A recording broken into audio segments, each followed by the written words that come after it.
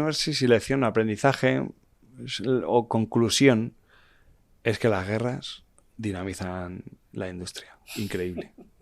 Es triste, pero sí, es muy duro decirlo, pero es verdad. O sea, yo tengo más de 120 marcas de las que he estado hablando, analizando, y cuando llega la Primera y la Segunda Guerra Mundial la cosa se dispara. De repente Zippo es cuando se hincha a hacer mecheros, cuando Coca-Cola inventa la Coke, la lata, y empieza a vender en Europa. Cuando Lamborghini de repente aprende, el señor Lamborghini descubre cómo acelerar, utilizar los embragues de un tanque para hacer un Fórmula 1, un coche deportivo.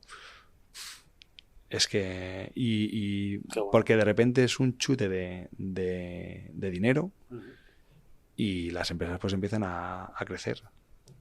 Hasta el frisbee, ¿no? La marca Frisbee, que al final eso, cuando el señor que inventa el Frisbee decide que quiere fabricarlo en masa y tal, es cuando él era militar, estaba en un portaaviones americano en la Segunda Guerra Mundial, y tenía conceptos de aeronáutica y de aerodinámica, y los aplica precisamente porque él era piloto, empieza a aplicarlos al disco para que vuele mejor. Yo qué sé, es que dime cualquier marca y de estas que sean de antes del siglo XX. Me da igual del sector, de alimentación, tecnológico. Bienvenidos al podcast El Aprendedor con César López Benito, donde encontrarás charlas para buscar caminos de mejora en lo personal y en lo profesional. Rubén Galgo es un especialista en branding, creación y gestión de marcas con más de 15 años de experiencia. Ha diseñado las marcas de Cepsa, Adeslas, Rock FM, Cadena 100, entre otras muchas. Además ha realizado proyectos para clientes como Telefónica, Santander, Vodafone, Bankia, Coca-Cola, Real Madrid, etcétera, etcétera. En el ámbito del branding es reconocido por ser el creador de Brandemia, el primer portal de branding en español, así como el fundador de Brand Stoker, estudio de branding, podcasting y estrategia creativa, que es la base desde donde dirige el podcast que lleva el mismo nombre. También es socio y media partner de iBrand, Asociación Española de Branding, y uno de los promotores del evento de podcasting llamado Podcast Days. Con todos vosotros, Rubén Galgo. Muy buenas, Rubén, ¿cómo estás? Muy buenas, don César, ¿qué tal? ¿Qué tal todo? ¿Bien? Muy bien, bien hallado, bien hallado. Un placer tenerte en el podcast. Muy bueno. Nada, oye, mira, me gustaría que empezásemos esta entrevista hablando de unos pequeños conceptos relacionados con el branding, ¿sabes? Que me parecen muy interesantes para que la audiencia que vea el podcast se sitúe un poco en cuanto a... Porque hay mucho anglicismo, ¿no? Y hay muchos conceptos que muchas veces, ¿no? Y entonces, hay mucha gente que no es experta en marketing, ¿no? Y mezcla muchos conceptos, ¿no? Y me gustaría, pues, por ejemplo, que empezáramos hablando qué es la marca. ¿Qué es una marca? La marca. Sí. La marca es todo en una empresa. Sí. Es el ADN, es el histórico, es la experiencia. O sea, al final la marca es esa bandera con la que salimos a vender, que muchas veces sin ella además no tenemos ni siquiera identidad, ¿no? Y muchas veces necesitamos salir a vender vestidos con un traje, con una indumentaria, con un libro de estilo, ¿no? De cómo contamos, cómo hacemos las cosas, cómo vendemos, cómo hacemos esa venta. Pues todo eso se construye desde la marca, que como bien decías, pues los ingleses sobre todo pues usan el término branding. Ajá. ¿No? O sea, marca es branding, ¿no? Para el gran público, ¿no? Por decirlo así, ¿no? Vale. Luego, concepto, logotipo. ¿Qué es un logotipo? Logotipo es la parte escrita de una marca. Es decir, el Santander, el Banco Santander, pues el logotipo es las letras que pone Santander. Sí.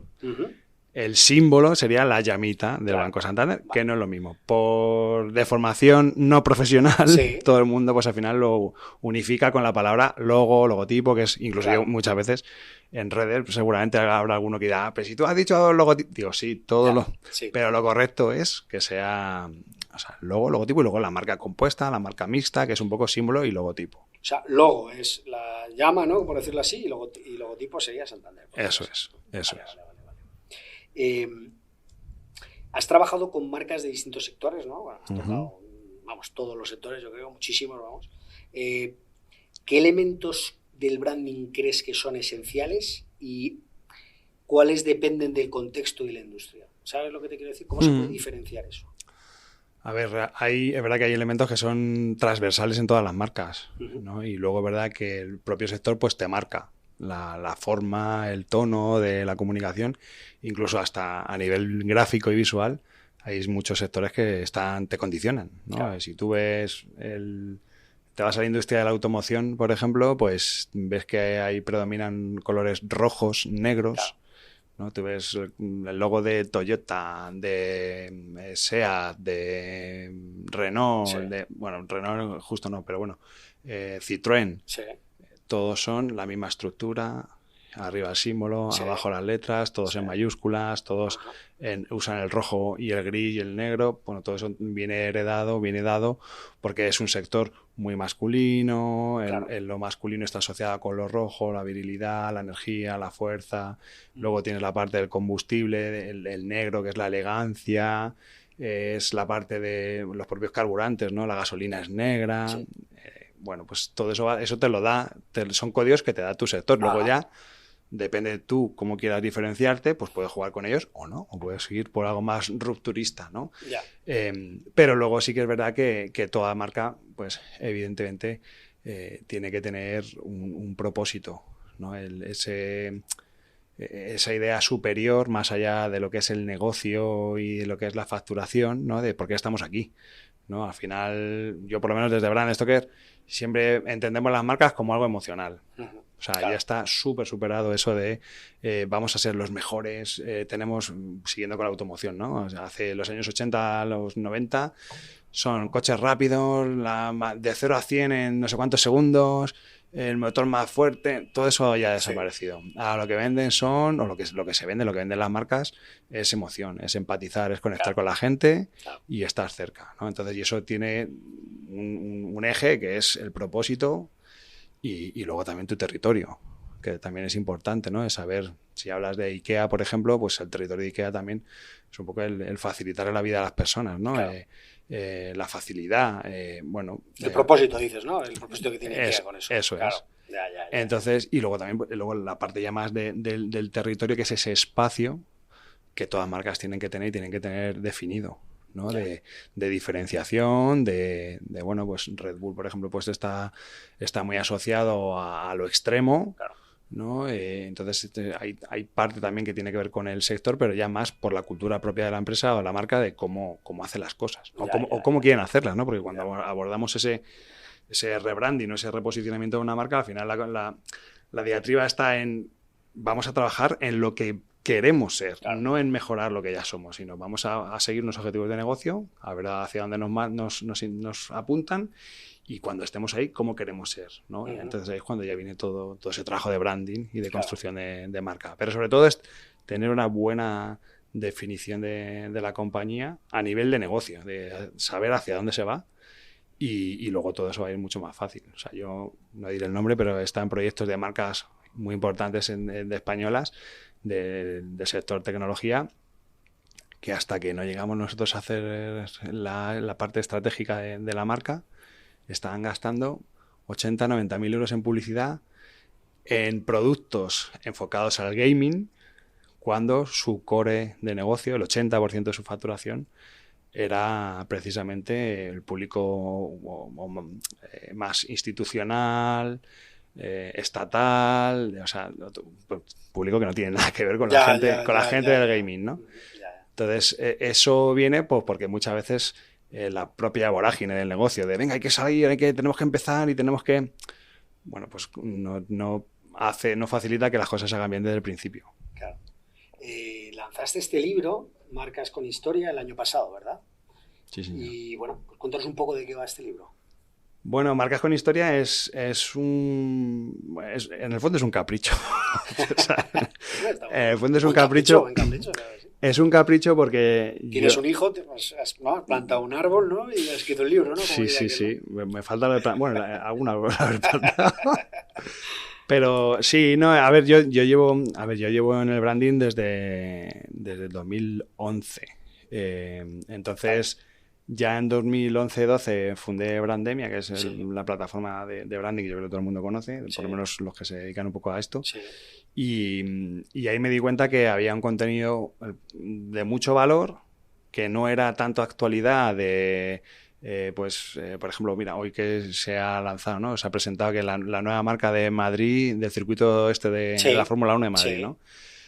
Pues más allá de esas noticias de actualidad, hay un contenido de peso y de historia y que es un poco lo que explica que las empresas sean lo que son a día de hoy, ¿no? Y mira, en uno de los últimos episodios hablabais de la marca General Electric, ¿no?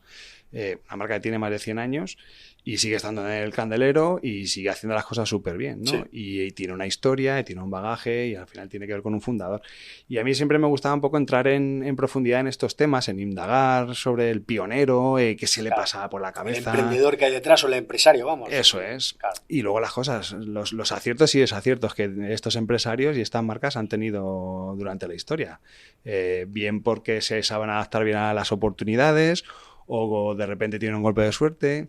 Y eso, curiosamente, cuando estábamos en pandemia, yo veía que era lo que mejor funcionaba a nivel de SEO, ¿no? Que funcionaba muy bien. Y aparte que justo es a lo que yo le dedicaba más tiempo y lo que más me gustaba. Claro. Y entonces, bueno, pues de ahí ya luego pasé a llevarlo a podcast y el podcast al final me llevó al libro, ¿no? De donde, bueno, podía explayarme mucho más y afrontar un poco esa tarea de ponerte a escribir, ¿no? Que siempre me había llamado, me gusta mucho escribir, pero bueno, publicar es como, bueno, ya una medallita más, ¿no? Claro que sí. Pero viene sobre todo por eso, yo desde el comienzo, desde 2011, yo tengo una idea muy clara y es que en España no hay cultura de marca, cada vez hay un poquito más, pero entonces había menos todavía y creo que hay que divulgar, hay que hacer un ejercicio por divulgar, porque la gente conozca, porque yo lo sufro por el otro lado. Cuando voy a ver a un cliente y de repente veo que tengo una interlocución que no tiene ni idea de branding, que no tiene ni siquiera unas nociones mínimas de procesos, conceptos, o me da rabia que eso sea así, ¿no? Bueno, que no solamente es quejarse, sino bueno, voy a hacer algo para intentar corregir esto. Evangelizar, educar, ¿no? Por decirlo así. Claro, siempre pongo el ejemplo de Carl Sagan, ¿no? Que al final es un gran divulgador, pero claro, si el que hace que mucha gente luego se apasione por la astronomía, por la ciencia y demás, pues tiene que haber alguien que te cuente lo más bonito, ¿no? Claro. Que es un poco lo que hacía Carl Sagan, te contaba lo más bonito y luego ya si te quieres enredar con la teoría de cuerdas, allá tú. Claro. Pero por lo menos esto que es como lo más esencial, y no, por supuesto no me estoy comparando con Carl Sagan, pero yo creo que es la cima, Carl Sagan, de la divulgación. Es que yo creo que además es que lo hacía muy bien. Buenísimo, o sea, lo hacía muy bien, porque era tremendamente didáctico, con unas materias que eran tremendamente complicadas. Sí. Y además es que lo desmenuzaba tan bien que cualquiera se enteraba, ¿no? Claro. Y de hecho yo creo, bueno, muchísimos de los grandes científicos que tenemos ahora, ¿no? Michio Kaku y toda esta gente, sobre todo se engancharon a esta materia precisamente por él, ¿no? Por Carl Sagan, ¿no? Entonces, bueno, no es que yo me sienta un Carl Sagan, pero sí que... Está inspirado, ¿no? Pero sí que creo que esa labor de divulgar inicialmente luego me puede generar pues que alguien se pueda enganchar y el día de mañana a lo mejor me encuentro a alguien que, mira, pues sabe algo o tiene más criterios de marca precisamente porque ha enganchado por el podcast o por el libro. Claro. ¿No? Entonces... ¿Y cómo se cuenta una historia atractiva, ¿no? De branding? Es decir, porque no es fácil, ¿eh? O sea, es decir, habrá algunas historias algunas muy buenas, pero otras hay que ponerle ahí una dosis de trabajo para encontrar la autenticidad, ¿no?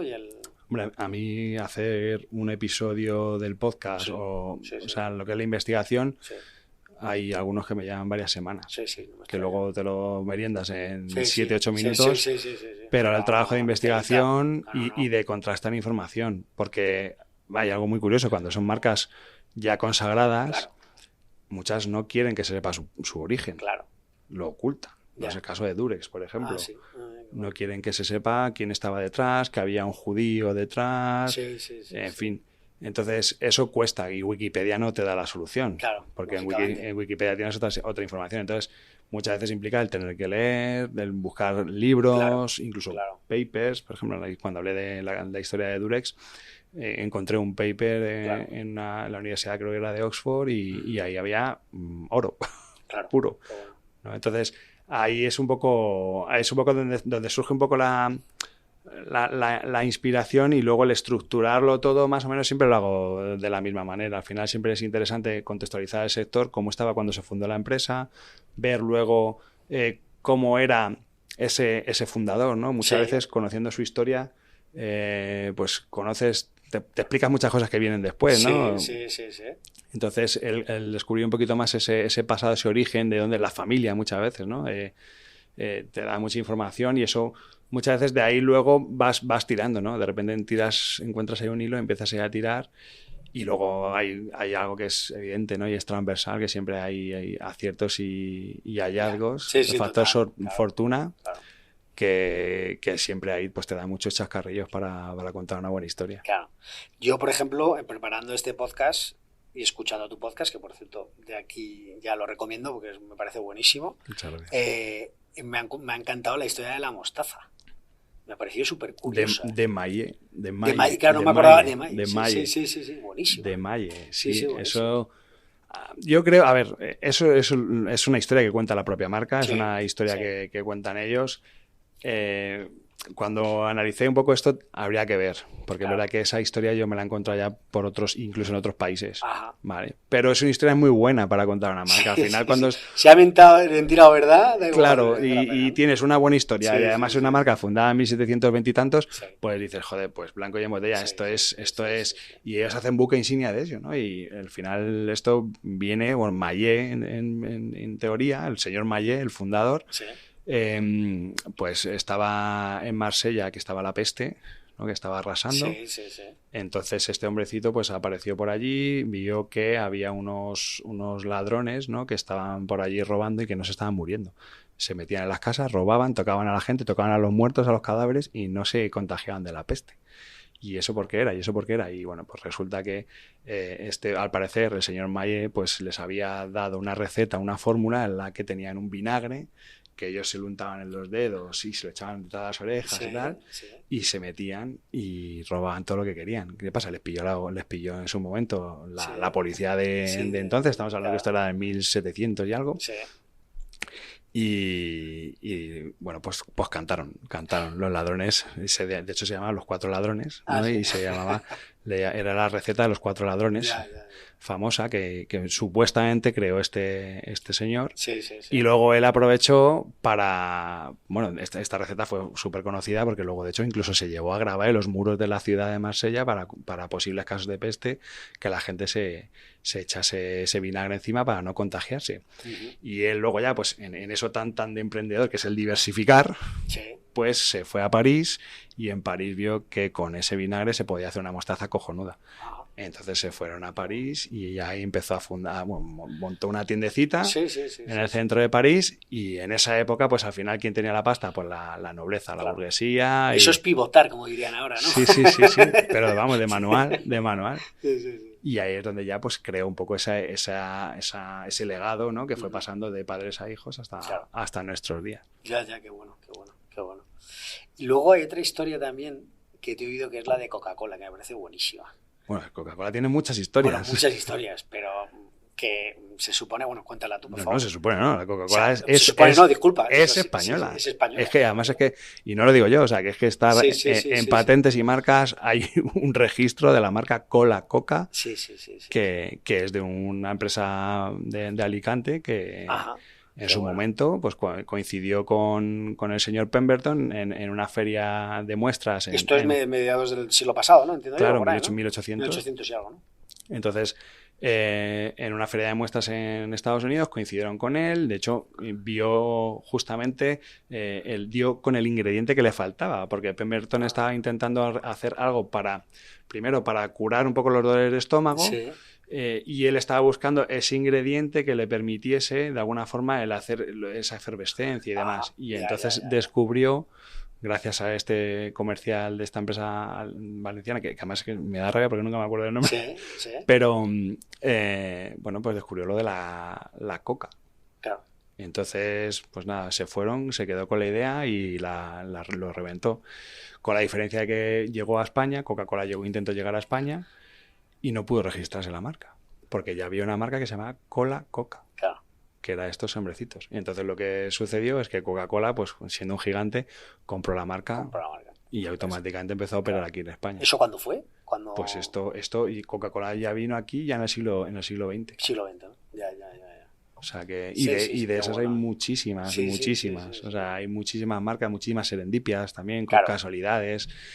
El concepto serendipia es otro que te quería comentar, ¿sí? Que me encantaría que lo definieras, porque es muy bueno. Es que la serendipia me parece, fundamental en estas historias. En estas historias, en muchísimas te encuentras ese factor, algo no deseado y de repente pues que surge. Claro. Desde el velcro a un montón de casualidades que surgen y que al final pues ahí está el arte del emprendedor que ve una oportunidad y la sabe explotar y la sabe llevar a cabo sobre todo y luego persiste, que es otra, yo creo que es uno de las grandes lecciones que yo saco detrás de todas estas historias, es que siempre hay un trabajo de perseverar increíble, ¿no? Pienso en el fundador de Otis, que era un señor que lo ama. Otis, los ascensores, los elevadores. Este tío triunfó ya a los 40 y tantos años y murió a los 50 y pocos. O sea que, pero se tiró toda la vida intentando demostrar que él tenía, primero intentó agilizar su trabajo, porque él era como una especie de reponedor en un almacén de maderas, y dio un poco la idea de un poco del elevador. Y luego ya cuando vio que se podían pues subir personas, en aquella época, estamos hablando que esto ya sí que era final del 19, principios del 20, mucha gente moría en los ascensores. Y con la llegada de los rascacielos la gente moría. O sea, hay un montón de páginas de periódicos de la época que todos son esquelas. Fulanito de tal que se estampó en el... Y él quería demostrar que su producto era bueno y lo demostró muchísimas veces. La gente no confiaba en él porque había muchísimo miedo a todo esto y él hizo una de las mayores, para mí una de las más arriesgadas estrategias de marketing, que fue en una muestra a un montón de posibles compradores en ese Nueva York donde estaban construyéndose los rascacielos, ¿no? Que ahí es donde estaba su filón. Hizo una muestra en la que se subió a su ascensor, a su elevador, se subió hasta arriba del todo y para demostrar el freno, que de verdad frenaba, se subió a 15 metros de altura y bajó frenó el ascensor y no se murió. Y la gente ya flipó, dijo, hostias, esto sí que funciona. Este tío que me lo vende se acaba de jugar la vida para demostrarme que esto... Y ahí es cuando ya entró en el tema de los rascacielos y precisamente ahí ese fue el detonante. Fíjate de qué manera más tonta se empieza a generar industria. Es cuando los rascacielos empiezan a duplicar su altura. Porque ya hay una posibilidad de subir y bajar rápido. Tú fíjate, y todo viene porque este señor estaba ahí, R&R, probando, mostrando, buscando la fórmula técnica para poder bajar y frenar sin que haya ningún accidente. Oye, y una curiosidad, los ascensores Thyssen, ¿no? Thyssen, que es la fábrica que viene de la... ¿no? de los Thyssen de toda la vida. Thyssen de toda la vida, efectivamente, alemanes, ¿no? Claro, me imagino que sería pues competencia de esta gente, Otto cogería también, ¿no? Claro. Sí, o sea, seguramente el pionero fue Otis y a raíz de eso pues empiezan a surgir luego un montón de marcas que ven ahí un poco la oportunidad. Sí. Te digo eso como también las cintas estas elevadoras de los centros comerciales, las escaleras mecánicas. Claro.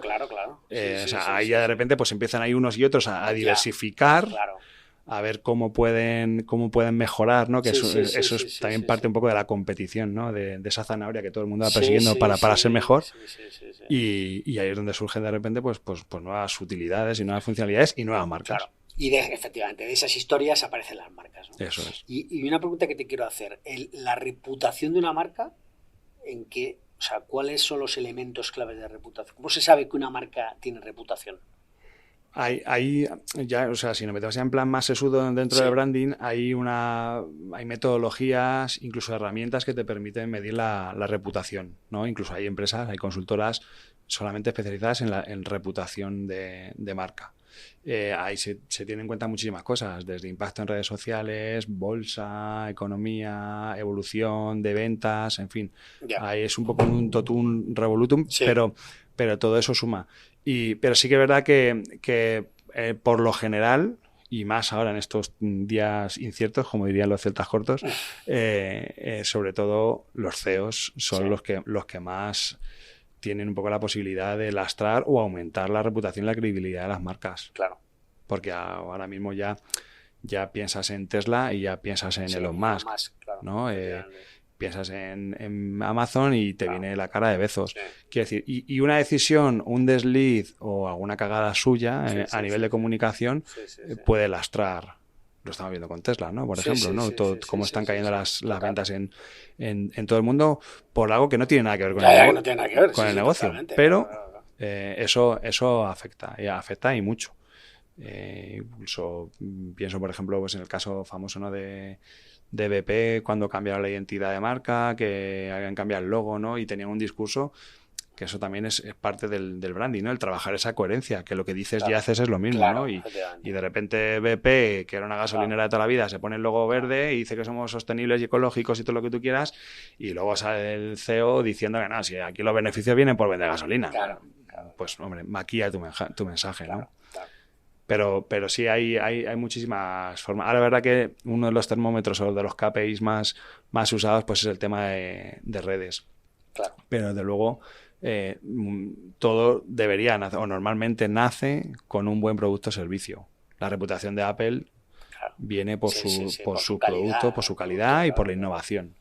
¿No? Pero luego hay otros KPIs que te dan más información y que te pueden generar reputación, ¿no? Estamos ahora viendo como muchísimas marcas no se centran solamente en venderte tu producto y servicio, sino el tener un compromiso con su audiencia, ¿no? Hay marcas la responsabilidad social corporativa. Sí, más allá de eso, sino lo que decimos siempre, pues una marca con propósito, ¿no? Pues no me acuerdo el nombre, hay una marca en Alemania de vaqueros que tú pues no solamente te venden los vaqueros, y para generar unos vaqueros hay que gastar mucho hilo, mucho tinte, mano de obra, mucha agua, por los centrifugados para que se te quede el lavado. Entonces, bueno, pues no solamente te venden eso, sino que además tiene un servicio de una retuchería, un equipo de gente que te hacen zurcidos y te arreglan los vaqueros si es que están rotos gratis. Te cuestan 100 y pico euros los vaqueros, que son carillos. Bueno, pero te están dando otro tipo de cosas, ¿no? Y ahí está tu reputación. Y estos pequeños detalles son los que hacen que una marca guste y que no guste, ¿no? Claro. O un centro comercial, hay otro centro comercial, creo que era en Holanda, que habían creado una caja exclusivamente para la gente mayor, para darle conversación a la gente mayor, para luchar contra la soledad no deseada. Entonces tú tienes tu caja de toda la vida donde te compras, y luego tienes ahí una que va a la gente mayor y te pregunta qué tal el día, no sé qué, empatizar con esa marca y conocer a tu gente de tu entorno, de tu barrio, para crear comunidad. Claro. Pues es una reputación muy buena. Sí, y además una reputación de la más efectiva, que es la que es a corto, ¿no? En tu entorno más inmediato, no en grandes titulares o a nivel internacional. Claro. Pero ahí estamos hablando de cosas que hacen un servicio, ¿no? Claro y directo, ¿no? Pero, por ejemplo, en los Louis Vuitton, ¿no? O los bolsos o tal, eso ya es una cuestión que hablamos ya más de exclusividad, ¿no? De que yo lo tengo pero no lo tienen los demás, ¿no? Algo así, ¿no? Sí. Que juegan mucho con eso, ¿no? Ahí creo que el juego de marca también es importante, ¿no? Ahí es muy importante y hay algunos casos muy, muy sonados, ¿no? No sé, creo que no sé si era Burberry, tuvo problemas con un grupo de raperos brasileños. Ah, sí. Ajá. Porque por lo visto se puso de moda el llevar la famosa bufanda de Burberry con el tartán el cuadrado y tal. Sí. Y ellos no es su público objetivo. No querían que esa gente llevase, o que esos grupos de música llevasen su ropa, porque se desvirtuaba su clientela. Entonces nadie ha visto la factura, pero este grupo de raperos dejaron de usar su ropa porque, en teoría, las malas lenguas, claro, Burberry les pagó para que dejase de usar su marca. Mira, oye, qué curioso. Todo lo contrario, ¿no? Lo que suele ocurrir ahora. Claro, eso es. Ya. Qué bueno. Me gustaría que me contaras un poco qué rol juega la psicología y la antropología en la construcción de una marca. Para mí todo. Claro. Para mí todo. Sí. O sea, para mí, bueno, para todo el mundo. Sí. O sea, los que nos dedicamos un poco a esto, dando ya por descartado que no es solamente algo visual. O sea, aparte de negocio, marketing y tal, sino que vamos más al core, que tiene que ver más con esto, ¿no? Con eso la es. Antropología y la psicología. Eso es. Para mí eso es muy, muy lo más importante. Porque al final estamos trabajando con emociones, con sensaciones, con estímulos. Piensa que el otro día las chicas del podcast Terrores Nocturnos me vacilan constantemente con el tema del el segundo millennial, ¿no? En redes sociales, ¿no? De que en menos de un segundo alguien toma la decisión para hacer scroll y no ver tu vídeo. Cuando vas al Mercadona, al Carrefour, al centro comercial, tomas la decisión en lineal en menos de un segundo, de medio segundo. Son un montón de estímulos y ahora más que nunca que hay que trabajarlos, no se puede dejar porque sí, ¿no? Todos vemos ahora por qué de repente los tiktokeros aparecen con el micrófono y en lugar de un micrófono se ponen una piruleta o un cepillo de dientes. Pues puede ser una chorrada, pero es una chorrada que funciona. ¿Por qué? Porque ya con eso ya te han enganchado, ya tienes la retención. Pues con esto pasa exactamente igual. Entonces tenemos que trabajar pues todas las herramientas que tenemos y al final si nos dirigimos a personas tenemos que conocer bien a las personas. Tenemos que conocer su cultura, la zona en la que viven, su idiosincrasia, el conocer también qué une a un señor de China, de Japón, con un estadounidense, con un europeo. Es decir, y esos son patrones de conducta que implican antropología por un lado y psicología por otro, ¿no? Y ahí es un poco el arte del branding, ¿no? El saber tocar conclusiones y saber conocer bien a esas personalidades, ¿no? O tener muy bien definida tu buyer persona y atacarle justamente donde más le duele, jugando con todo esto, ¿no? Siempre me gusta poner el ejemplo, ¿no? del trébol. El trébol es un símbolo de la fortuna, pero que es universal, independiente de la cultura y de donde sea y de todos los tiempos. O sea, ¿y por qué? Porque el trébol normalmente todo el mundo sabe que tiene 3 hojas, pero cuando tiene 4 se entiende como un regalo de la naturaleza. Entonces, cuando está en todo el mundo, está asociado con la fortuna y con que te sonríe la naturaleza, ¿no? Entonces, con eso ahí jugamos, con esos elementos jugamos y luego ir rascando muchísimo más, ¿no? La mujer fuma a día de hoy porque un psicólogo decidió que había que apostar para que las mujeres fumasen. Y eso es así. Y fue una estrategia de Marlboro que es muy conocido. O sea, que esto no... Pero que llega un momento en el que Marlboro no puede bueno, toca techo. No puede vender más cigarros porque no hay más hombres en Estados Unidos. ¿Cuál es la única solución? Pues que fume más gente. ¿Qué más gente hay? Pues como fuman o las mujeres o los niños. Pues vamos a por las mujeres. Entonces, ¿Eso el ICOS y todo eso viene por ahí o no? ¿O no tiene nada que ver? Eso viene un poco después. Viene un poco después. Pero esto, Marlboro lo que hizo es que habló con el sobrino de Freud, que que todo el mundo conoce, y que se dedicaba precisamente a todo lo que había estudiado su tío, lo empezaba a aplicar en la publicidad y en el marketing. Entonces él ideó una campaña que...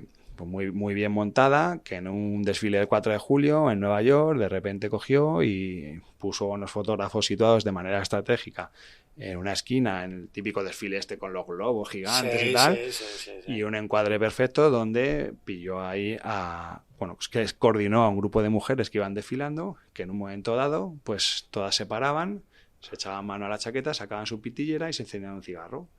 Y empezaban a fumar, porque entonces la mujer no fumaba. Porque además es que la mujer que fumaba se veía como que machirulo, ¿no? Estaba muy mal visto. Y pues esto se vendió como una idea de empoderamiento de la mujer. Y de hecho la campaña se llamó Las Antorchas de la Libertad, porque claro, era como la antorcha de la libertad, ¿no? O sea, como la estatua de la libertad. Y eso fue todo premeditado. Automáticamente, ese mismo año las ventas se duplicaron. O sea, es una pasada. Qué pasada. ¿Y eso de qué año estamos hablando, más o menos? Esto fue el 1920 o 30, me parece que era así, por ahí. Sí, porque Freud se moriría por esa época, ¿no? Más o menos, ¿no? Claro. Entonces, esto sobre todo, lo que es un ejemplo muy claro de cómo aprovechar la psicología para todo esto. Porque además, y más viniendo precisamente de Freud, ¿no? Y toda esa obsesión que tenía con el tema del falo y la masculinidad y demás, se vendía como que internamente, o sea, a nivel psicológico era como darle a la mujer su falo. Es que es flipante, pero es así y funcionó. Luego también el tema de Carl Gustav Jung, ¿no? Con el tema de los arquetipos, ¿no? Que eso también... Claro, ahí justo a lo contrario, ¿no? Es lo contrario. Que Jung, sabes que fue discípulo, sí. terminaron acabaron a tortas, y Jung lo que hizo precisamente fue el que estableció, bueno, definió lo que era el inconsciente colectivo, ¿no? Esas sensaciones que hablábamos antes del trébol a nivel universal, que todo el mundo tiene, y él las, digamos, etiquetó. Claro. Etiquetó con arquetipos, ¿no? Con hábitos, con personalidad de marcas, ¿no? Y de hecho se utilizan mucho los 12 arquetipos de Jung precisamente para identificar el rol de cada marca. Pues el sabio, el rebelde, el cuidador. Entonces, cuando tú construyes una marca, cuando nosotros construimos una marca, al final ponemos encima de la mesa todos estos arquetipos y jugamos con el cliente. ¿Cómo queréis ser? ¿Qué personalidad queréis ser? ¿Queréis ser una marca cuidadora? ¿Queréis estar protegiendo? No, somos los innovadores, rupturistas y rebeldes. Y con eso se juega, y luego, cuando tienes eso ya definido, conoces a tu público objetivo, ya tienes muy claro cómo hacia dónde va el negocio, pues todo eso se empieza a seguir construyendo y empiezas a crear pues una narrativa en base a esa personalidad. Ya. Y ahí es donde luego ya entra el storytelling y claro, etcétera. Claro. Pero todo nace de ahí. Sí.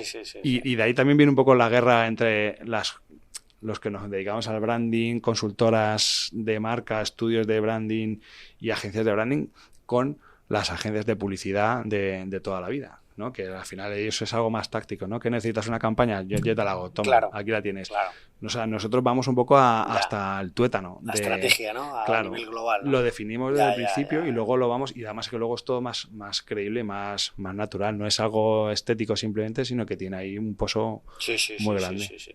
A nivel antropológico, o sea, hemos hablado más a nivel psicológico, ¿no? Y psiquiátrico, ¿no?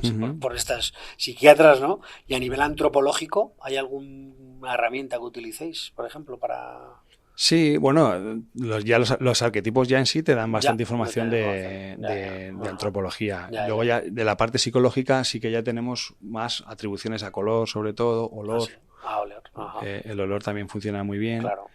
Funciona muy bien. Al final todo lo que son este tipo de estímulos, ¿no? Es lo que hace que al final tú, cuando construyes una marca, busques una sinestesia, es decir, generar, activar todos los estímulos, todos los sentidos, para que la marca funcione, claro. ¿no? Entonces, desde que descorchas una botella de vino y el corcho te huele ya al vino, ahí sí que eso ya sí sería más de la parte de psicología, ¿no? Pero luego sí que es verdad que a nivel antropológico, nosotros, por ejemplo, trabajamos hace unos años para Veolia, el grupo Veolia, que es una empresa francesa de servicio, ¿no? Cuando llegaron a España y compraron la parte de FCC, que se encargaba de toda la parte de gestión de residuos y de gestión de basuras y aguas sucias y tal, claro, pues compró todo el negocio que tenía FCC en Latinoamérica, ¿no? Y nos llamaron a nosotros precisamente para que hiciésemos un estudio y ver cómo afectaría el cambio, o si incluso se cambiaba el nombre a Veolia en Latinoamérica o no. Y ahí tuvimos que hacer estudios muy locales de cómo era percibida la marca, de cómo se percibe a nivel local, porque no era lo mismo un señor en Guayaquil que un señor en Brasil, entonces tuvimos que bajarlo muy, muy, muy al terreno y conocer bien cómo era la gente, ¿no? Sus hábitos, sus costumbres, cómo iban a pagar, cómo gestionaban ahí los residuos. O sea, fue algo muy... Sí. Al final, esto hay una parte muy grande de auditoría, de investigación. Claro. Y al final luego es saber sacar esas conclusiones, y luego también la otra parte más complicada, que es que el cliente tenga luego valor a asumir eso que planteamos, ¿no? Porque al final nosotros, sobre el papel, es verdad que se aguanta todo, luego hay que ejecutarlo, y es verdad que muchas veces, aunque tú sabes que lo que le va a ser mejor, y aquí muchas veces parece que son decisiones de negocio, pero son solamente de comunicación, pero pueden afectar al negocio. Hombre, por supuesto. Entonces, muchas veces, muchas empresas, el problema que nos encontramos es que prefieren quedarse como están porque no quieren asumir riesgos. Claro. Porque aquí muchas veces en la construcción de una marca entiendo que la autenticidad versus, digamos, lo puramente económico y rentabilidad, ¿qué pesa más? Lo segundo que lo primero. O sea, la autenticidad se pierde muchas veces en el proceso, ¿no? no en el proceso, pero sí, o sea, sí con el tiempo. Ya. O sea, al final se desvirtúa. Se va desvirtuando. Ya. Lo que te comentaba antes, al final la coherencia es algo muy importante cuando creas una marca. Entonces eso, cuando pasa mucho tiempo, pues se termina, pues igual que cada 5 años hacer un nuevo plan estratégico, pues con la marca tienes que ver si esa marca te vale para ese plan estratégico. Claro. Entonces eso implica, pues no, hombre, evidentemente no implica cambiar el logo, ¿no? Volvemos a General Electric, que no se cambia el logo en 120 años. Claro. Pero sí que tienes que cambiar tu estrategia de comunicación, tienes que cambiar, a lo mejor tienes que cambiar tu look and feel, tu universo gráfico, cómo te adaptas a determinados formatos, explorar nuevas vías como puede ser el podcast ahora mismo para activar la marca en públicos o en nichos en concreto. Claro. Entonces ahí es donde sí que realmente te das cuenta, pues realmente la dimensión que puede tener una marca. Estaba pensando que General Electric fue creada por Edison, ¿no? Yo creo, ¿no? Edison fue el creador, ¿no? Y luego ya ha evolucionado. Luego tuvo a Jack Welch, ¿no? Que fue muy famoso. Ahí, bueno, eso es... Personaje eso da también para otro monográfico, porque ahí también estuvo Tesla. ¿Ah, sí? Ahí hubo problemas de patentes con Tesla. Ya, qué bueno. Y actualmente está muy en boga el concepto de marca personal, ¿vale? Y se oye por todos lados ya, personal branding, ¿no? La gente quiere, ¿no? Tener un... Pues bueno, el podcast es muy de personal branding, todo hay que decirlo. Sí. ¿Crees que las cuestiones que realizas para marcas comerciales o marcas de todo tipo, que están en este libro, se pueden aplicar al mundo de la marca personal? Sí, totalmente. Sí. Totalmente. ¿Y cuáles crees que son las más...? O sea, al final, tú, la misma estrategia de exposición que tienes con una marca o con una persona puede ser la misma, es una cuestión de presupuesto. Pero se puede hacer de una manera más comedida. Sí. Pero sí, tú defines tu personalidad, defines cómo vas a salir a vender, defines también, tú tienes como marca personal, tú tienes una finalidad de negocio, ¿no? Que es lo que por lo que te quieres ganar la vida o hacia dónde quieres ir, y eso se puede enfocar exactamente igual que con una marca de una compañía.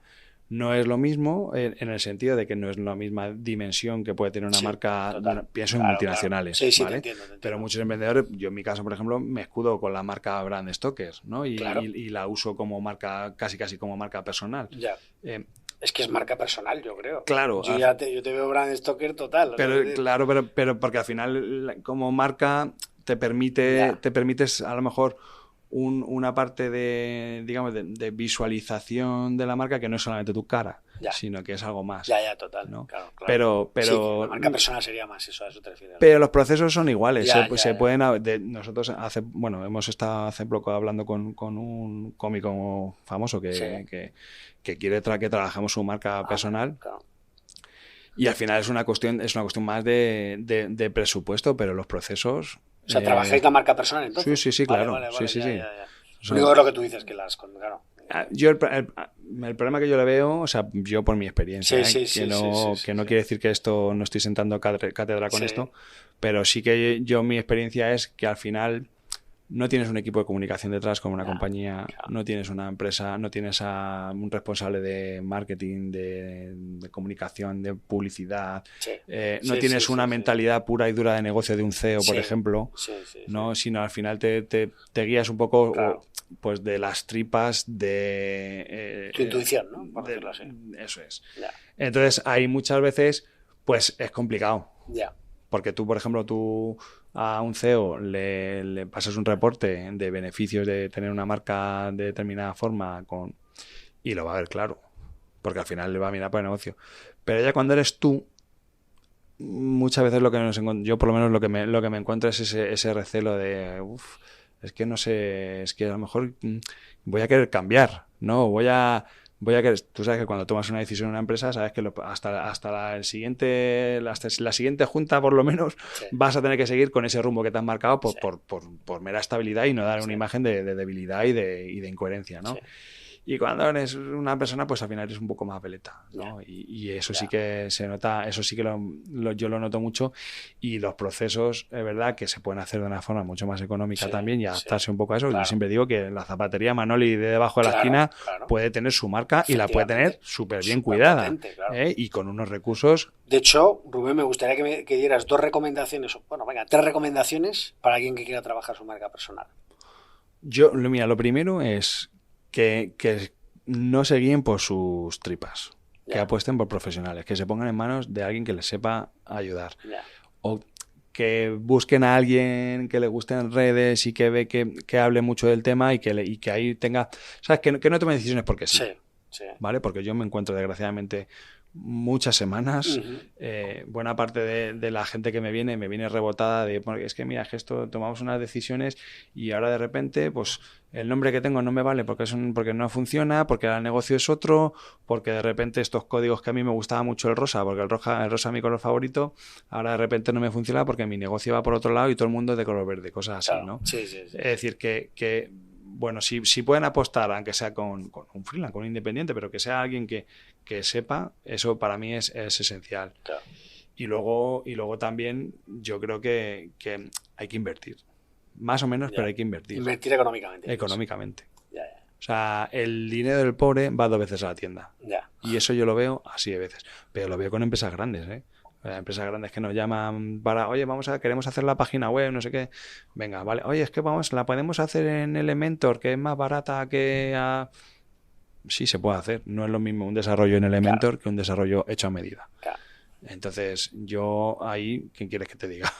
Al final. Entonces, pero sí que inviertan. O sea, que inviertan, que no piensen en hacerlo rápido. No, es que necesito, las prisas son muy malas.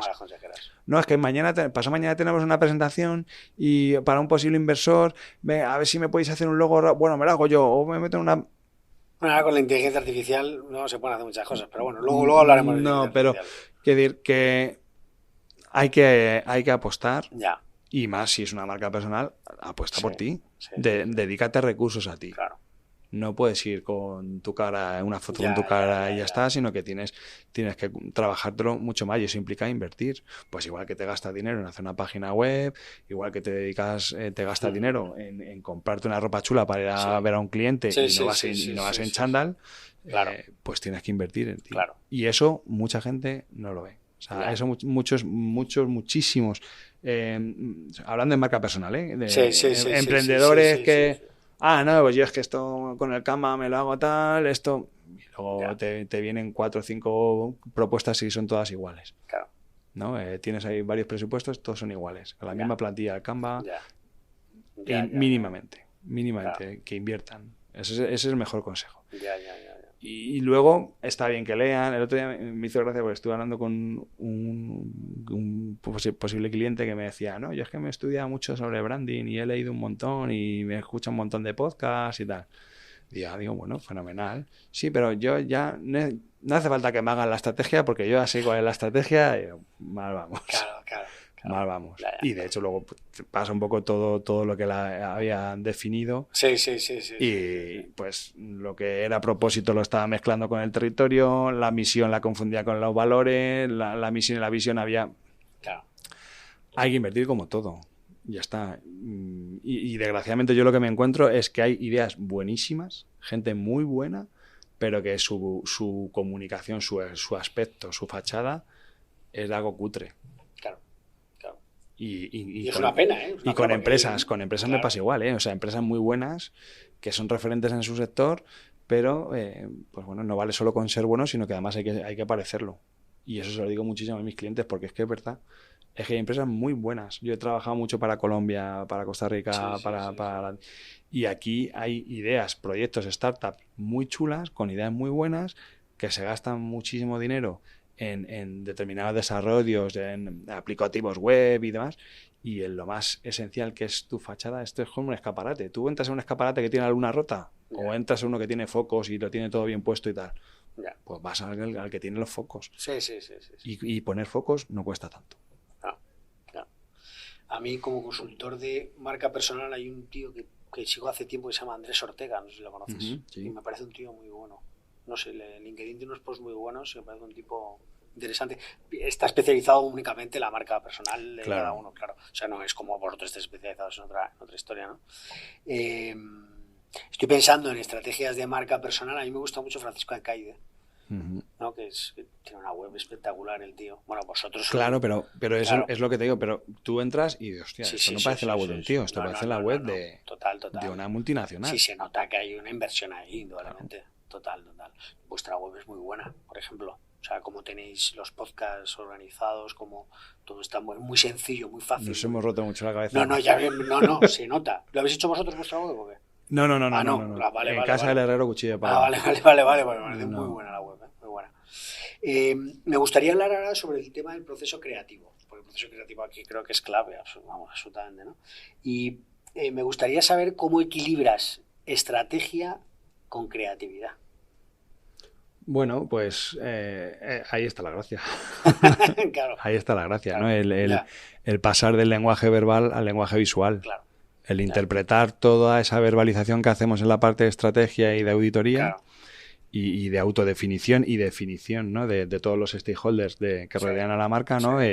Confrontarlos, sacar conclusiones, que todo eso ya nos viene de auditoría y de estrategia, y cuando ya tenemos eso definido, pues para nosotros ya es jugar, ¿no? Ahí sí que ya está la creatividad de bueno, pues oye, a lo mejor tu sector tiene estos códigos, podemos reinterpretarlos, ¿no? Podemos... Y ahí hay parte de inspiración. Y luego también hay parte de buscar referencias fuera de eso de tomar perspectiva, ¿no? Que está tan de moda ahora. Claro. El alejarte un poco y decir, bueno, a ver cómo podemos enfocar esto. Claro. Estamos hablando de este sector, podemos darle una vuelta, el negocio va por aquí, pero a lo mejor podemos apoyarnos en determinados códigos, en tipografías, estilo fotográfico, en crear sistemas modulares para que la marca pueda adaptarse a las distintas áreas de negocio de la compañía. O sea, al final hay una parte táctica que al final el diseño en sí es dar solución, dar una respuesta gráfica a una necesidad. Sí. Pero luego la creatividad, y ahí no diré arte, pero casi, tiene que ver el cómo se interpreta. Claro. ¿No? A mí, por ejemplo... A mí me gusta muchas veces sacar información o inspiración en cosas que no tienen nada que ver con el branding, ¿no?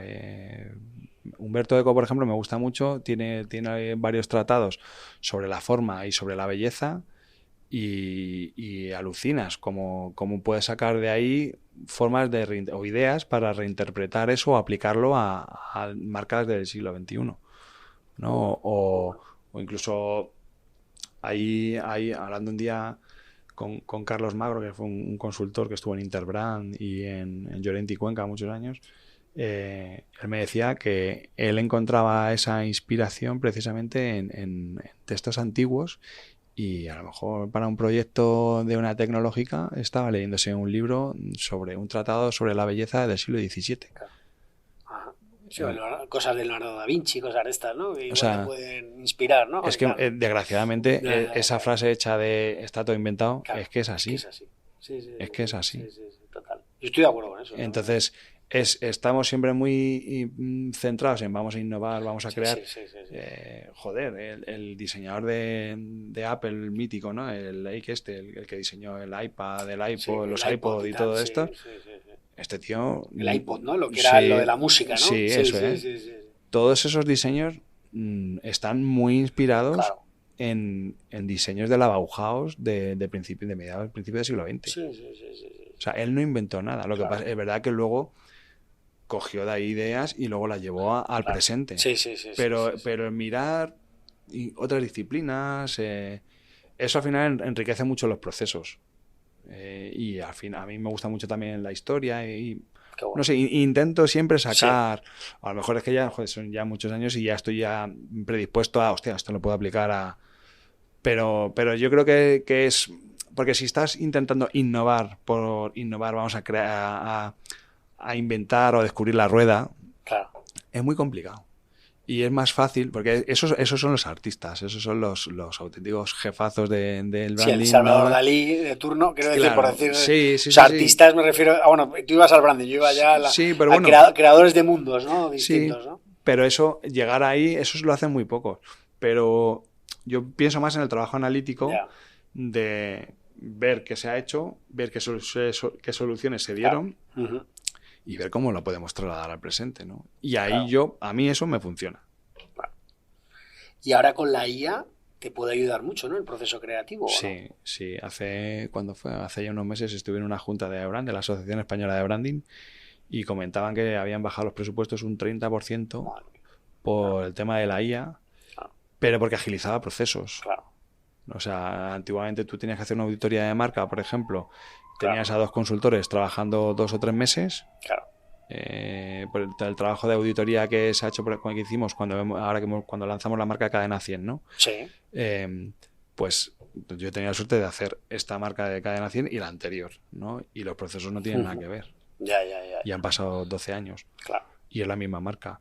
Pero la manera de... O sea, el proceso creativo quiere decir que no es igual, no es el mismo. No el proceso creativo, no, sino... porque yo, o sea, lo que es la IA para lo que es diseño, no... está bien para explorar ideas, ¿no? Y para tenerlas rápido. Sí. Pero lo que es ejecución final no te sirve. Lo veo más pues para todo el tema de narrativas, para todo el tema de recopilación de datos, para filtrar. Incluso hay muchas consultoras, ya lo estamos haciendo, estamos creando nuestros propios modelos de aceptación de briefing, y que de ahí ya vas desplegando todo el tema de arquetipos, recomendaciones, todo eso son modelos que ha llevado tiempo hacerlo. A mí me ha llevado mucho tiempo hacerlos, pero una vez que ya lo tienes ahí metido, luego tú ya puedes jugar con eso, ¿no? Y ahí, eso sí que nos ha quitado un montón de tiempo, ¿no? Tiempo, claro. Yo te me acuerdo que teníamos que estar... me acuerdo que coincidió cuando hicimos el diseño de la web de AliMarket, que tiene un montón de informes sectoriales, y claro, y tuvimos ahí un montón de acceso directo a un montón de sectores de primera mano chulísimos. Ahora eso, bueno, pues lo tuvimos porque era cliente nuestro y tal. Ahora todo el mundo tiene ese acceso. Ya. Y entonces luego ya el arte está en la destreza, en trasladarlo bien y acertar y saber interpretar al cliente, las necesidades, que eso no te lo hace la IA. Y a nivel de diseño, hay un montón de aplicaciones y IAs que te hago un logo, te pongo tu logo en 3D y todo eso. Eso... Sí, pero si no está la estrategia detrás, que eso es lo verdaderamente pero relevante, y aún así la ejecución no es... Sí, yo puedo meterle, mira, voy a meter un logo hecho 5 logos de Alberto Corazón, 5 logos de Cruz Novillo, 5 logos hechos por Manuel Estrada, y ahora quiero que, cogiendo estos estilos, quiero que me hagas uno que tenga que ver para una empresa... Entiendo que esos 3 son diseñadores muy potentes.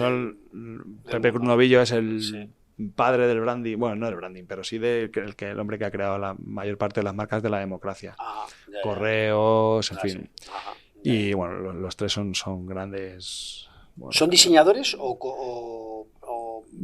Bueno, antiguamente es gente un poco de la vieja escuela que viene más de lo gráfico, pero que evidentemente tienen sus procesos.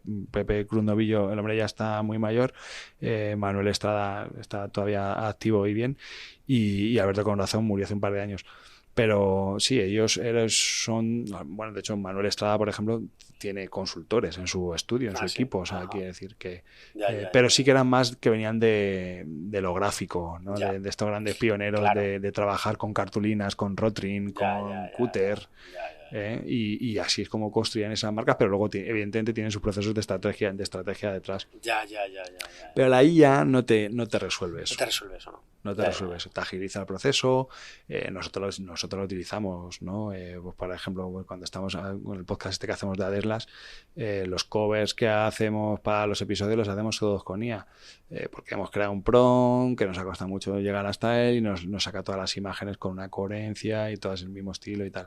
Ahí sí, ¿no? Ahí me ahorro el tener que ir a hacer una foto de un niño. Claro. Pero con el tema creativo... O sea, creativo me refiero a lo que es el diseño puro de diseñar un logo, de diseñar un símbolo, algo que funcione y tal. Es complicado. Ahora, luego a lo mejor dentro de 6 meses ya sabes que esto va súper rápido. Claro. Pero sería, imagínate, ¿no? Le metes ahí un briefing que te lo rellene, que te genere la estrategia y que de esa estrategia te saque las conclusiones visuales. Pues viendo cómo está la cosa, llegará. Me imagino que llegará. Pero no estamos ahí todavía. Y en ese proceso creativo, a mí una cosa que suelo preguntar, que me parece muy interesante, ¿tú cómo gestionas cuando estás bloqueado? O sea, cuando estás intentando crear y estar bloqueado y dices que no puedo y estás X, ¿cómo gestionas eso? Dejando de hacer. O sea, no he aprendido con el tiempo que necesito desconectar de verdad. O sea, necesito dejar el ordenador, Sí. salir a andar. A mí me viene muy bien andar. O sea, el andar, el irte a pegarte una base de 1 hora. Sí. Y pensar en otras cosas. Ya. Y cuando no quieres, como has estado muy presente, en mi caso, como has estado muy metido en intentar dar una solución y no has podido, cuando desengrasas y descongestionas un poco el cerebro, yo creo que al final te terminan saliendo bueno, las ideas bueno, te vuelve la inspiración por otro lado. Pero para mí, sobre todo, es el dejar de... Y hay una cosa que sí que tengo, me pasa con el diseño y en general, ¿no? Sí.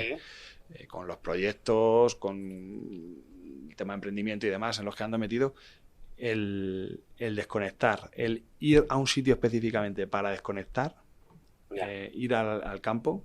Sí. O sea, mi familia es de un pueblecito de Guadalajara. Ajá. De cogerme un fin de semana, se lo digo a mi chica alguna vez, oye, que necesito desbloquearme, me voy. Te quedas con las niñas, me voy este fin de semana al pueblo, me voy y me subo a la montaña a 2000 metros de altura a patear y ahí andando tranquilamente, respirando aire puro y con la naturaleza, de repente, hostias, ¿y cómo no se me ocurrió esto antes? Y luego cuando estoy arriba lo que me pasa es que me entra el ansia de volver corriendo a Madrid. ¿Y qué haces? ¿Tomas esa nota en un, móvil o tal? ¿O cómo lo haces? En el móvil yo tengo ahí el task este de Google y voy apuntándome todas las ideas. Ajá. Y luego me las pongo ahí en mi lista, en el to-do, para ir haciendo. Pero eso me desbloquea siempre, en todo. De hecho, muchas veces... O sea, lo noto. O sea, es que tengo que estar en contacto con la naturaleza parece algo así como, qué bonito, qué tal.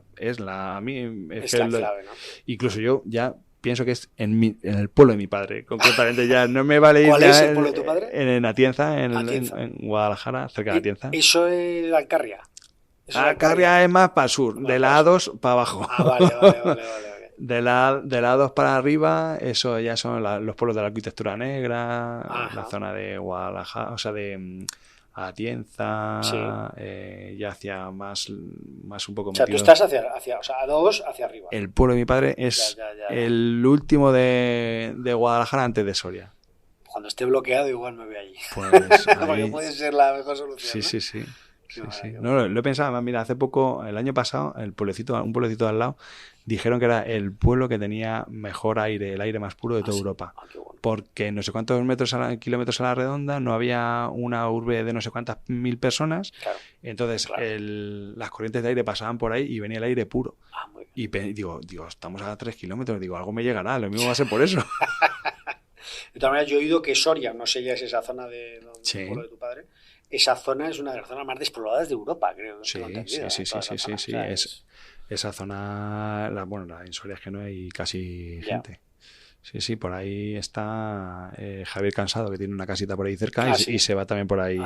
Se van, familia y Cansado, se van ahí a Soria a escribir sus guiones y... Muy bien. Sí, o sea que... Claro. Algo tiene que haber ahí. Hablando de tu podcast, ¿vale? El cual recomiendo, me parece dificilísimo lo que haces, porque hablar de marcas es bastante complicado y crear esas historias que creas y tal. Para ti, ¿cuál ha sido, digamos, en ese proceso creativo, cuál ha sido la lección más valiosa que te has llevado haciendo el podcast?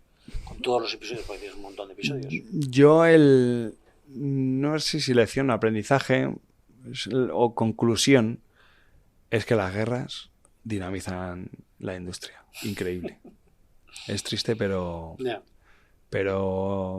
sí, es muy duro decirlo, pero es verdad. O sea, yo tengo más de 120 marcas de las que he estado hablando, analizando, y cuando llega la Primera y la Segunda Guerra Mundial la cosa se dispara. De repente Zippo es cuando se hincha a hacer mecheros, cuando Coca-Cola inventa la Coke, la lata, y empieza a vender en Europa. Cuando Lamborghini de repente aprende, el señor Lamborghini descubre cómo acelerar, utilizar los embragues de un tanque para hacer un Fórmula 1, un coche deportivo. Es que... porque de repente es un chute de dinero y las empresas pues empiezan a crecer. Hasta el frisbee, ¿no? La marca Frisbee, que al final eso, cuando el señor que inventa el Frisbee decide que quiere fabricarlo en masa y tal, es cuando él era militar, está en un portaaviones americano en la Segunda Guerra Mundial y tenía conceptos de aeronáutica y de aerodinámica y los aplica, precisamente porque él era piloto, empieza a aplicarlos al disco para que vuele mejor. Yo qué sé, es que dime cualquier marca y de estas que sean de antes del siglo XX. Me da igual del sector, de alimentación, tecnológico, todas tienen, o sea, siempre que hay una guerra de por medio, incluso la Coca-Cola. O sea, Pemberton, el fundador de Coca-Cola, que antes hablamos de ella, Pemberton era un enfermo, o sea, había luchado contra México, contra Pancho Villa.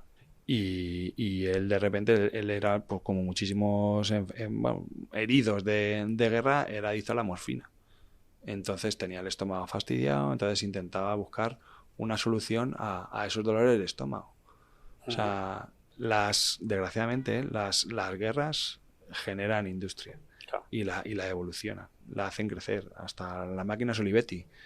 Pues yo qué sé, es que cualquier empresa europea que sea de productos sobre todo, pero bueno, en general bueno, servicios no tanto, pero sobre todo el producto es por una guerra. O sea, la guerra ha sido ese... O sea, todas las marcas, si tú coges cronológicamente su historia, todas tienen ahí de repente un hito, aparte del hito fundacional, ¿no? Que se toma una decisión o hay un golpe, un giro en su historia y muchas está relacionada con una guerra.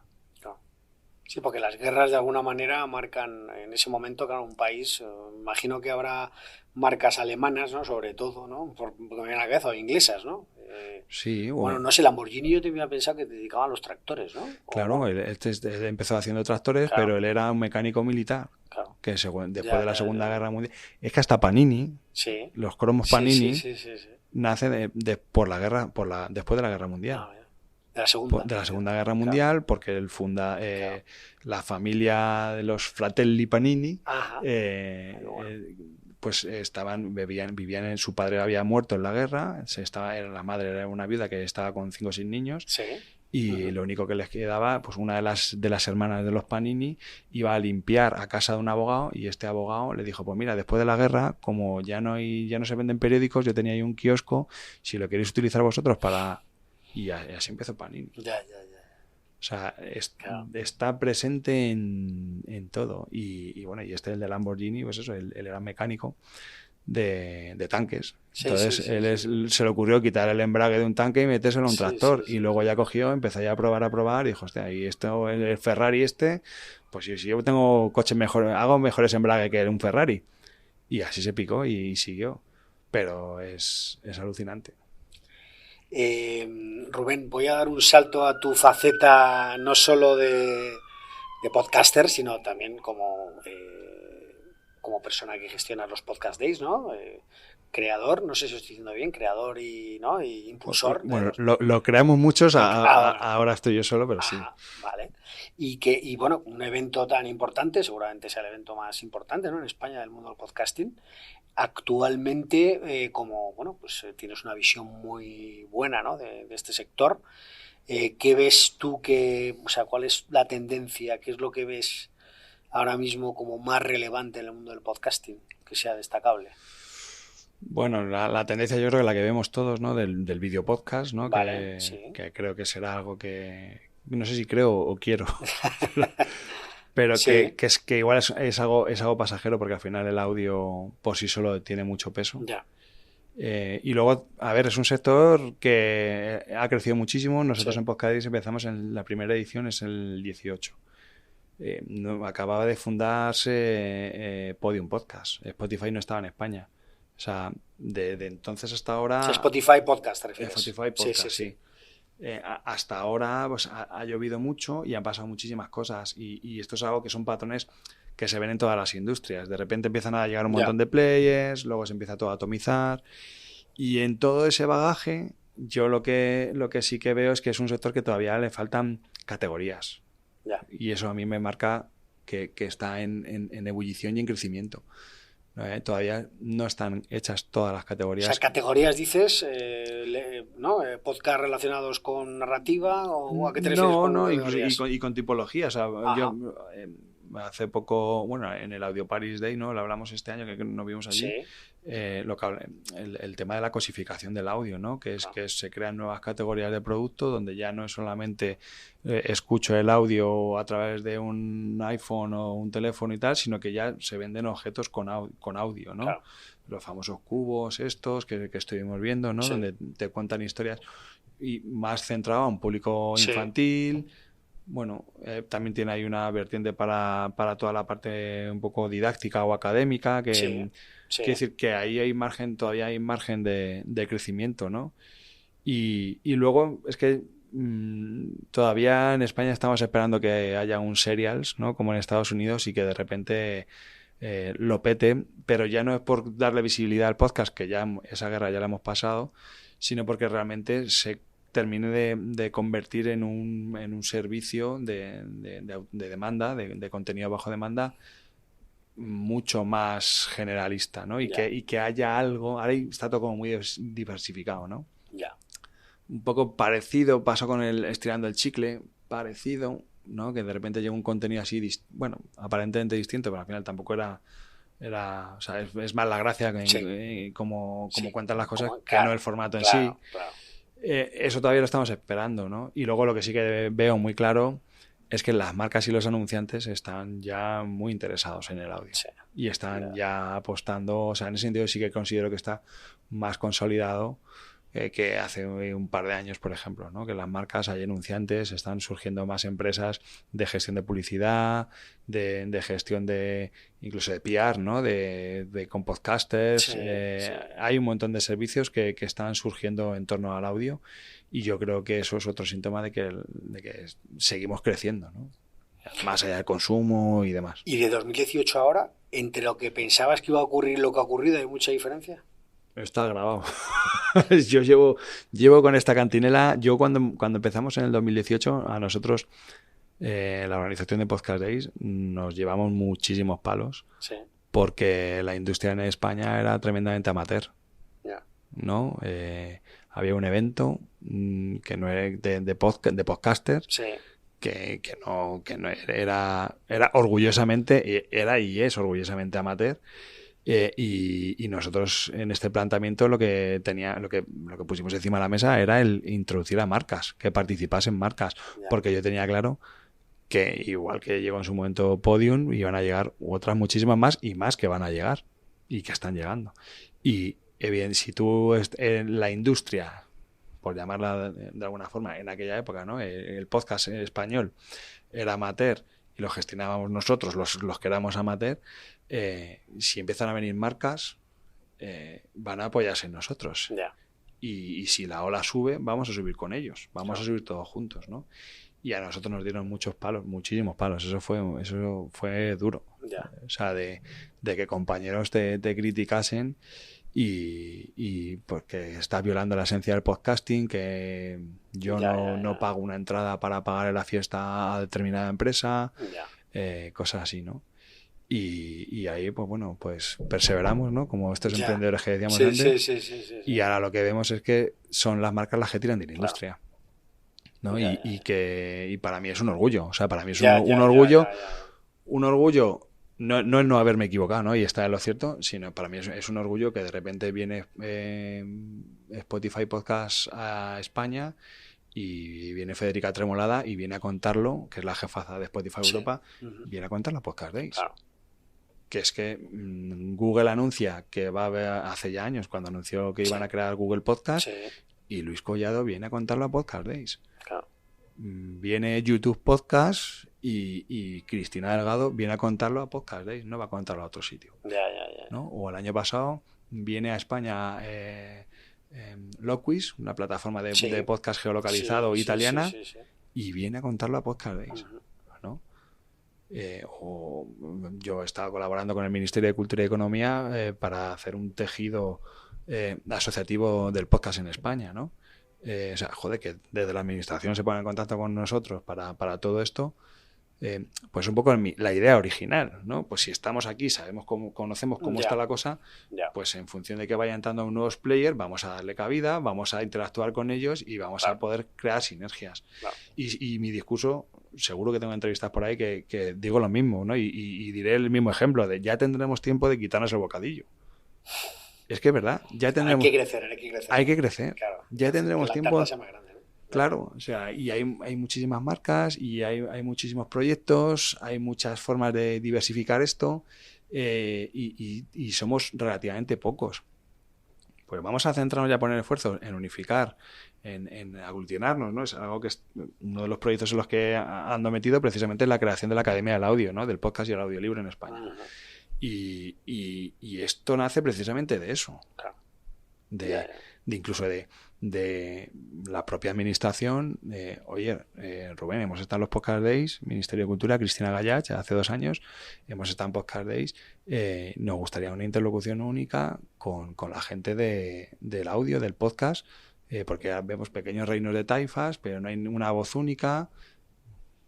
¿Asumes el reto? Lo asumo. Vamos para adelante. Sí. Y bueno, ya tenemos el CIF. O sea, ya esto lo presentaremos oficialmente en breve, pero es algo que ya todo el mundo sabe, o sea que tampoco... Pero quiero decir que mi filosofía sigue siendo exactamente la misma, de sumar fuerzas. Claro. Y ahora yendo a tu faceta como oyente de podcast, te quiero preguntar, ¿qué 3 podcasts recomendarías internacionales? Porque sé que nacionales te puedo meter en un lío importante. Internacionales, ¿qué 3 podcasts internacionales recomendarías? Pues mira, a mí me gustó mucho Caso 63, que además es un podcast chileno, es una ficción que está muy guay, un mundo distópico, viajes en el tiempo, está muy guay, me gustó un montón. Sí.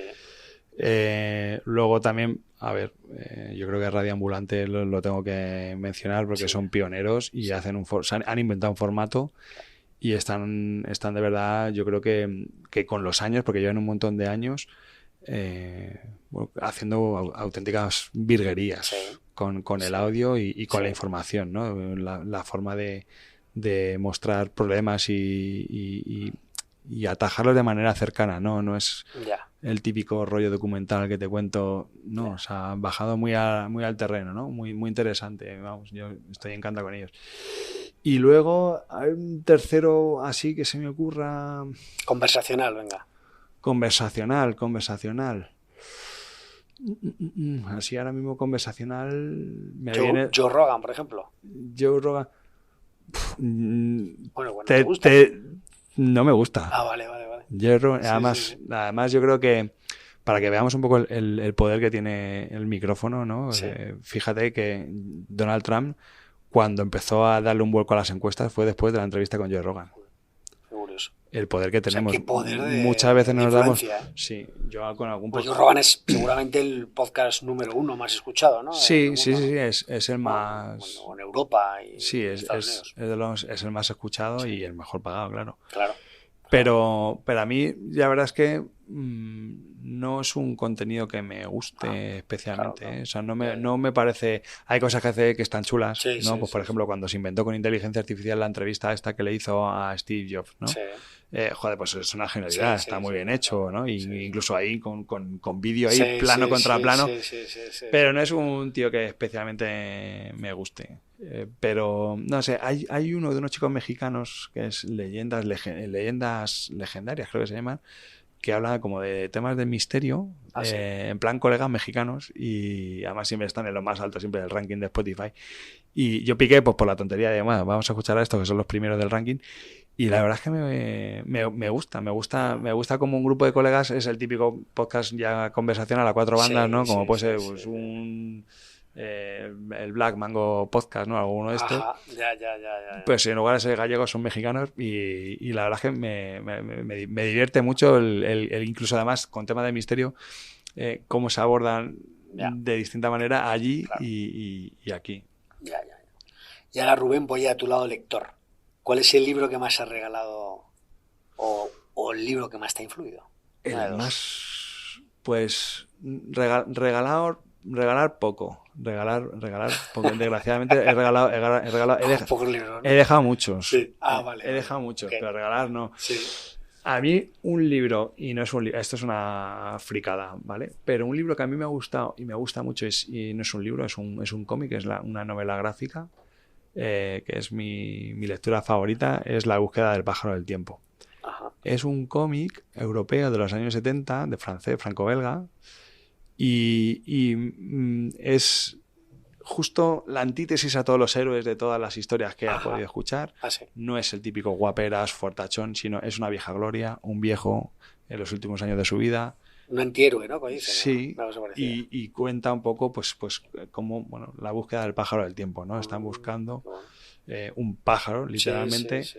Que es el que, bueno, no voy a destripar más, pero ese afrontar el paso de los años, la vejez, hostia, cada vez que leo ese cómic, y además ahora hay una versión ahora integral, pero antes tenía cuatro álbumes de estos chiquititos, sí.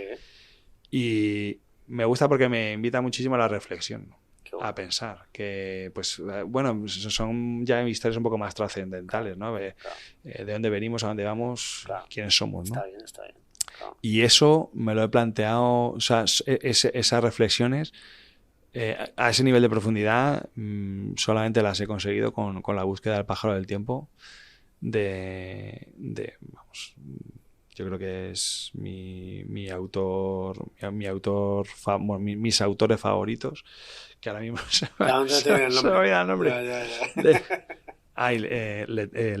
Letendre es uno de ellos. Ajá. Y la verdad es que es una lectura que además recomiendo porque son dibujitos y tal, pero tiene un trasfondo. O sea, se puede comprar por. Sí, lo tienes en Amazon, en cualquier librería lo tienes, en cualquier lado lo tienes. Pero sí que es un libro que recomiendo, es una novela gráfica que recomiendo porque tiene una segunda lectura muy guay. Bueno, a mí por lo menos me gusta mucho.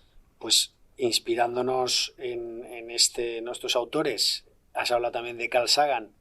Dime quién te motiva, quién te ha motivado y por qué.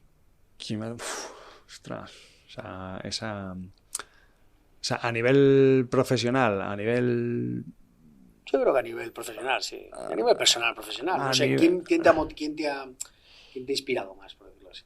A nivel personal, o sea, a nivel profesional sí que me ha gustado mucho siempre Pepe Cruz Novillo. Me parece uno de los mejores diseñadores que hemos tenido y que tenemos, porque sigue vivo el hombre. Está muy malito, pero me parece que es una referencia a nivel del diseño gráfico, a nivel del diseño de marcas, de la síntesis, de la forma, la simpleza, ¿no? Yo creo que es una personalidad que me ha gustado muchísimo su obra, la he seguido siempre, me ha encantado todo su trabajo, y son marcas que tienen un montón de años, pero siguen funcionando perfectísimamente, y creo que además que es una persona que si hubiese nacido en Estados Unidos estaríamos hasta las narices de escuchar, de oír de él, porque es un referente a nivel de branding y de marcas. Y luego en lo personal, pues hay muchas referencias, ¿no? A mí o sea, yo todo el tema de las marcas, o buena parte del tema de las marcas o de las marcas que hablo, tiene que ver porque son marcas que son fundadas por masones, ¿no? Y me parece muy curioso que muchos fundadores de marcas hayan estado inspirados por estas ideas de libre pensamiento, de mejora personal. Uh-huh. Si te metes en temas de automoción, pues desde Renault hasta Citroën, Chrysler, en fin, Thyssen, que hablabas antes, también sí. es una marca fundada por masones, Doritos, ¿no? Uh-huh. Y bueno, hay un montón de autores relacionados, que bien que eran masones o relacionados con la masonería, que me gusta mucho esa traslación que hacen de esa parte un poco más trascendental que hablábamos, ¿no? Y llevarlo al humanismo, y ese humanismo aterrizarlo en sus empresas, ¿no? Y ahí, que no es masón, ¿no? Pero ese ejercicio, o sea, ese trabajo, esa evolución, me gusta mucho, y a mí una de las personas que me ha influenciado siempre, y siempre lo diré, y de hecho tengo hasta una entrevista que le hice, Ángel Gallego Esteban, que fue mi primer jefe. Ajá. Tiene 96 años. tengo pendiente una comida con él todavía. Pues, el tío está... Y dale. es una persona, como dice él, es un niño de la guerra y de la pandemia, pero un hombre que se vino a Madrid con una mano delante y otra detrás, Hecho a sí mismo, ¿no? que se hizo a sí mismo, que empezó con aprendiendo el oficio de imprenta aquí en Madrid, montó su propia imprenta en Vallecas, Qué bueno. y bueno, pues terminó siendo la persona que introdujo en España el escáner. Ah, sí. Y Bueno. los últimos billetes de peseta los se imprimieron en su imprenta, en Gaez. Sí. Es uno de los grandes impresores que ha habido en España. Además hace unos años él tenía una colección de imprentas, una colección personal de imprentas, que ha ido coleccionando. Y afortunadamente la Universidad de Alcalá de Henares, desde hace 2 o 3 años, 3 años ya, ha comprado esa colección, y es una colección. Han creado el Museo de las Artes Gráficas de Ángel Gallego Esteban. Mira, qué bueno. Y es una persona tremendamente humilde, es un hombre hecho a sí mismo, una persona que, fíjate, después de los años sigo teniendo relación con él, es una persona muy mayor, pero muy cabal, y es una persona que hacía este ejercicio, ¿no? Él en los años 70 de repente tiene una empresa, tiene esta imprenta, se la lleva a Arganda del Rey, en Arganda del Rey coge y crea unas instalaciones deportivas para sus empleados, para que estuviesen contentos, crea como una especie de ciudad sindical, o no sé cómo llamarlo, como una piscina, una zona de barbacoas, para tener a sus empleados. Luego tenía una mentalidad, y tiene una mentalidad de los beneficios hay que repartirlos con sus empleados, que es la forma de tenerles motivados, que nosotros tenemos pasta suficiente para vivir de sobra y muy bien, y dice, no hay que ser avaricioso y hay que saber gestionarlo. Y luego también siempre me decía que yo siempre invertía. Cuando hablaba con mi mujer le decía, a ver, si invertimos esto, ¿cómo nos vamos a quedar si perdemos este dinero? Claro, igual, claro. Pues entonces invierto. ¿Vamos a perder? Entonces no invierto. Claro. Es una persona que yo me llevo muchas... Sabia, ¿no? Es el típico maestro de todos los libros, ¿no? De arquetípico, de que aprende el oficio él solo. Además, él siempre lo dice, ¿no? Que tiene en su biografía, él dice que él llegó a trabajar en una imprenta y le dije, su primer jefe le dijo, bueno, y dice, si no sé qué, puso una palabra que escribió mal con B con V, y dice, bueno, pues vaya, no te vas a dedicar tú a esto de las artes gráficas, ¿no? Y él lo dice, ¿no? Dice, yo he conseguido comer angulas a costa de las artes gráficas gracias a perseverar, a trabajar. Suelo hacer esta cuestión, ¿no? Que me gusta, ¿no? Por el hecho un poco de hacer un pequeño juego, ¿no? Y pregunto siempre, ¿a quién te gustaría escuchar en este podcast para, oye, en un futuro pues intentar hacer una entrevista, ¿no? Tiene que ser un emprendedor. Puede ser lo que tú quieras. Puede ser desde un cineasta hasta un emprendedor, como lo que tú quieras. Alguien que consideres tú que el aprendedor es el que escucha este podcast, ¿no? Es el que lo hace. El aprendedor es el que intenta aprender con la conversación que tiene con alguien experto en una cuestión. Pues mira, sería muy bueno, porque además yo creo que no lo he escuchado, escuchar al fundador de las hamburgueserías estas famosas, ¿cómo se llaman estas? Se me da el nombre. Goico. De Goico. Ahora hay muchas entrevistas a este hombre. ¿Ah, sí? Pero ahora que Goico está en manos de un fondo de inversión, que las hamburguesas han bajado de calidad, y hay cierta polémica, a mí me gustaría escucharle. A ver qué opina él después de ya que lo tiene el Fondo Capital Riesgo y él se ha claro, y ver cómo vive él. Está muy bien ganar la pasta y muy bien pero el apego a la marca, a mí es lo que me preocupa, ¿no? Ese apego a la marca de lo que has construido, de te ha costado tanto construir, y ver cómo se diluye. Claro. Ahí me gustaría escucharle. Y no le escucho ninguna entrevista desde que se vendió al fondo. Claro. Y esa podría molar mucho. Esa puede estar bien, ¿no? Muy bien. Y Rubén, ¿cuáles son tus próximos proyectos? ¿Tienes algún proyecto a corto plazo? Podcast Days 2025 a tope. Okay, perfecto. Ahora mismo lo que me quita el sueño. Sí. Bueno, la verdad es que ahora mismo seguimos con el estudio, con proyectos de producción de podcast y con proyectos de branding.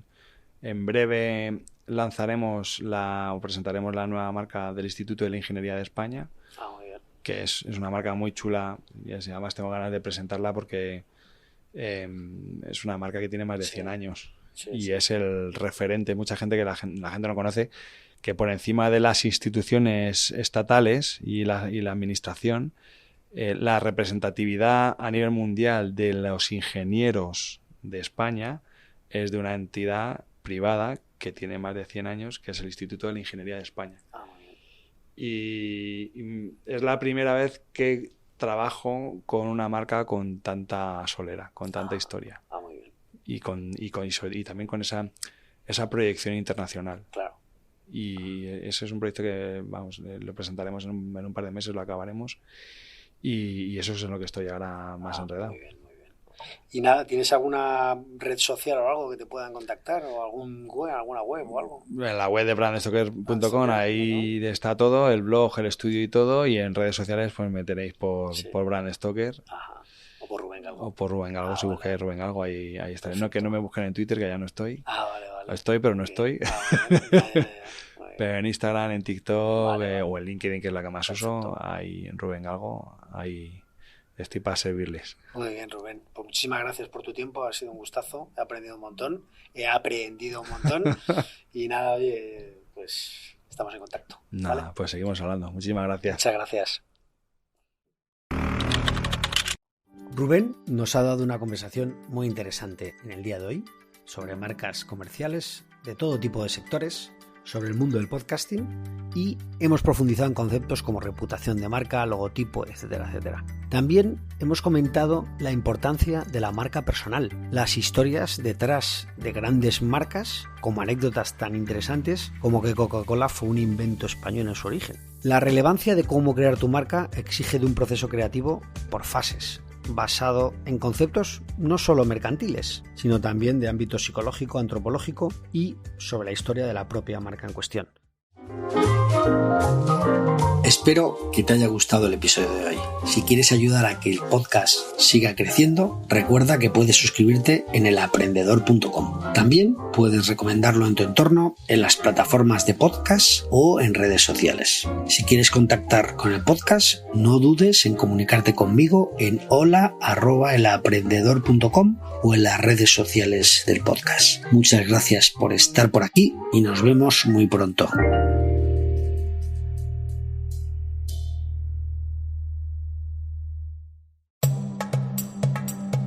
Desde el sur global nos mudamos al norte para buscar una vida mejor. Y ahora en podcast te contamos nuestras experiencias y aportes al país al que llegamos. Esto es Escucha Migrante, el podcast de la cultura en movimiento. Un proyecto sonoro para el encuentro de creadoras, investigadoras y distintos agentes culturales que hablan con voz propia en muchos acentos. Hola, soy Dagmari Oliver Graterol y seré tu anfitriona en los episodios conversacionales. Yo soy Mili Matos y seré la voz que te acompañará en los episodios narrativos. En esta primera temporada escucharás relatos que tienen a la migración y a la cultura como espacios de creación, convivencia y resistencia desde España. Síguenos, activa las notificaciones y comparte con el hashtag Escucha Migrante. Este es un proyecto beneficiario de las ayudas para la promoción del sector del videojuego, del podcast y otras formas de creación digital convocadas por el Ministerio de Cultura y financiadas por la Unión Europea Next Generation EU, con el apoyo de Yo Soy el Otro, Asociación Cultural.